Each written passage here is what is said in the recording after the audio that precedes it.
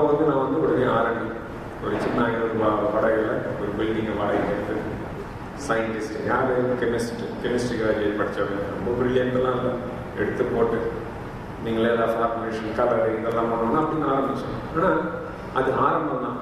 என் மனசில் மட்டும் இருந்துச்சு கண்டினியூஸாக இருக்கும் படிக்கிட்டே இருக்கும். வாழ்க்கையில் வந்து எதுவுமே போதும் அப்படின்னு விடக்கூடாது. இதை எப்படி அடுத்த லெவலுக்கு எடுத்து போகணும் அடுத்த லெவலுக்கு எடுத்து போகணும் அப்படின்னு சொல்லிட்டு ஒரு என்ன நானே புஷ் பண்ணிடுவேன்.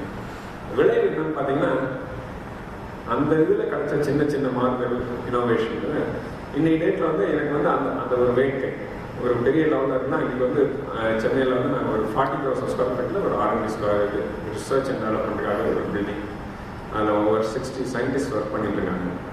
அதில் வந்து பாதி பேருக்கு மேலே வந்து PhDs. அவங்க கிரியேட் பண்ண பார்த்தீங்கன்னா கம்ப்ளீட்டாக வந்து எல்லாம் differentiated products, innovative products and patent products கண்டினியூஸாக. ஸோ அப்போ ஒரு டிஃபரன்ஸ்